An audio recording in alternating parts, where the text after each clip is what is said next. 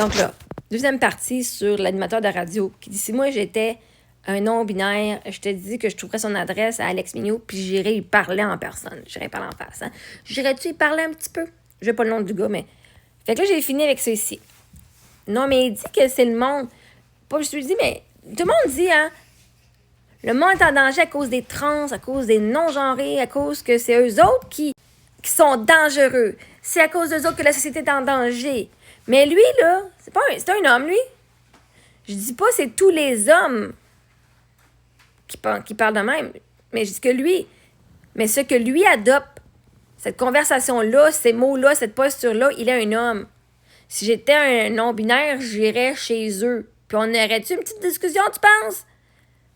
Encore une fois, tu peux avoir une discussion sans aller chez eux. Hein? Appelle, tu prends le téléphone, envoie un courriel, fais une entrevue. Tu pas besoin de le voir en personne.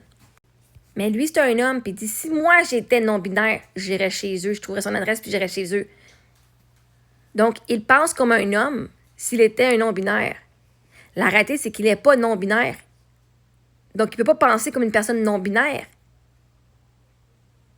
Il projette, lui, c'est quoi qu'il ferait en tant qu'homme? S'il était non-binaire. Puis où? Peut-être que tu peux se dire, s'il pouvait. Si ça apparaîtrait pas mal, il le ferait.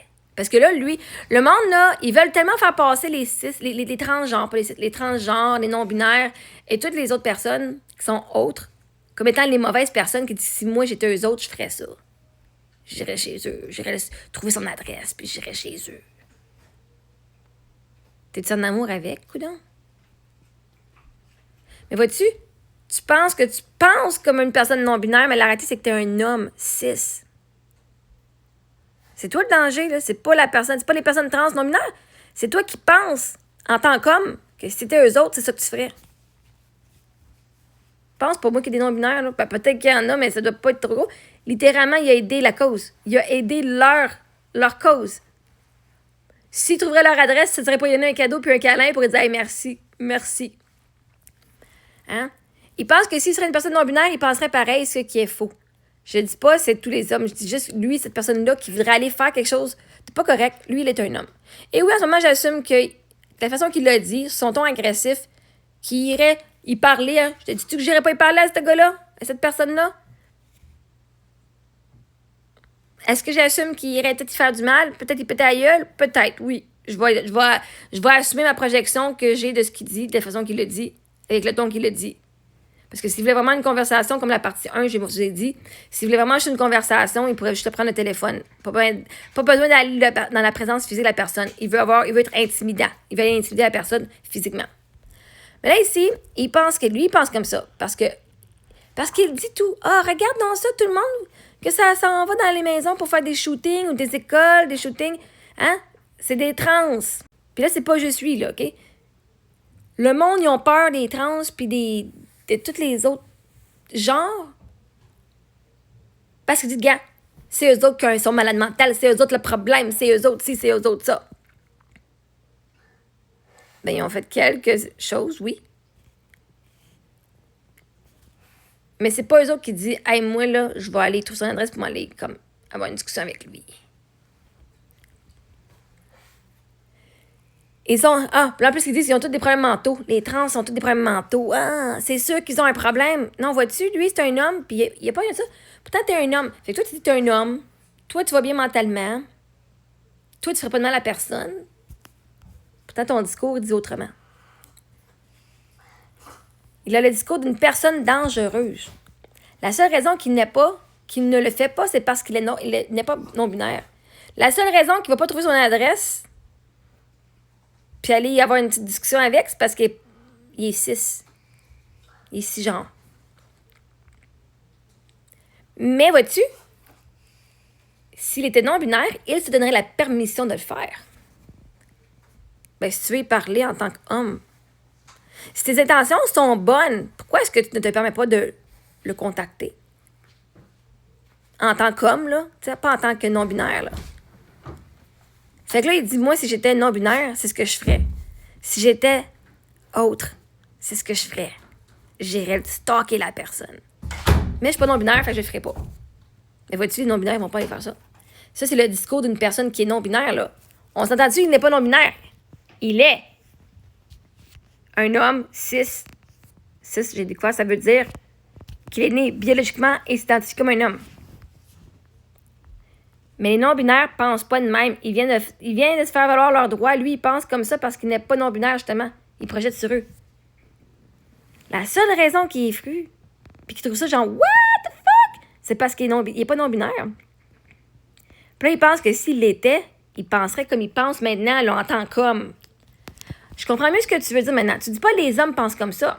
Tu dis « cette personne-là accuse un groupe d'être dangereux », alors que son propre discours, lui, contient la menace. Et ça, oui, c'est une observation légitime. Ce que tu pointes, en fait, c'est un mécanisme psychologique très connu, la projection.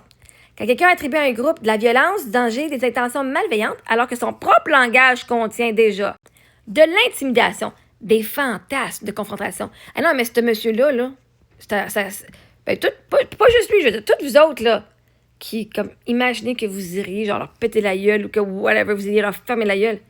Vous fantasmez sur des non-binaires.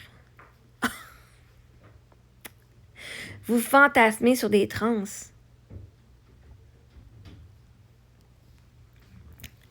Une logique punitive. Il peut être en train de projeter sa propre manière de voir le monde. Pas parce qu'il est un homme, mais parce que c'est sa posture personnelle. C'est pas parce qu'il est un homme, mais il est important de montrer que c'est un homme qui dit ces mots-là. Je dis pas que c'est parce qu'il est un homme, mais je vais prendre conscience que lui, il est un homme et qu'il adopte ce comportement et cette posture-là. Parce que les hommes, ils font. C'est jamais les hommes le problème, mais pourtant, c'est lui qui a un discours problématique en ce moment-là, d'intimidation.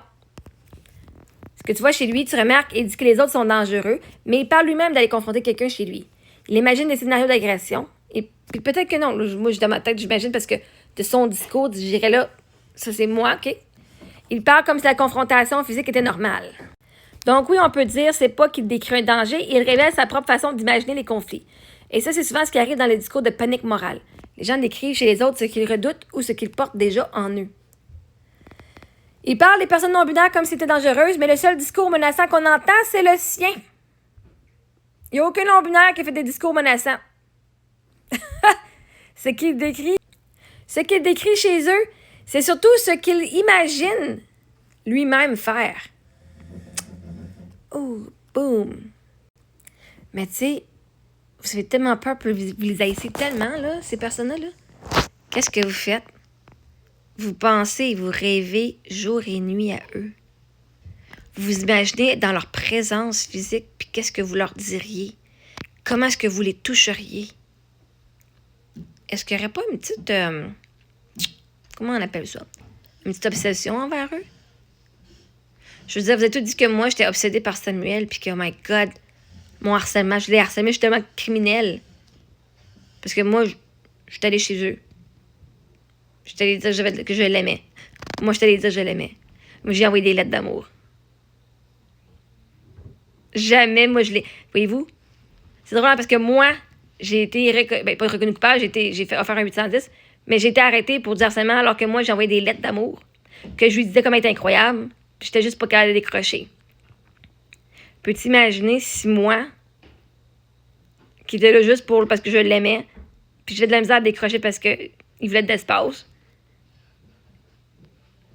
J'ai eu quand même 1 an où est-ce que je pouvais pas rentrer en contact et tout. Puis c'est correct, là. Mais jamais je l'ai rabaissé. Jamais j'ai dit que c'était un tas de merde. Jamais j'ai rien dit de négatif à son sujet. Même je recherchais sa validation, que j'étais une bonne personne. Imaginez vous autres qui parlez de même, qui rabaissez le monde, qui venez les intimider. En plus de ça, vous vous imaginez jour et nuit ce que vous leur diriez. Est-ce que vous n'avez pas un peu d'amour refoulé là-dedans? Je veux dire, si j'aime pas quelqu'un... Moi, j'ai pensé à Samuel pendant des années, puis une fois de temps en temps, il passe encore dans ma tête. Parce que je l'aimais, le gars. Le monde que j'ai il passe pas autant de temps que ça dans ma tête.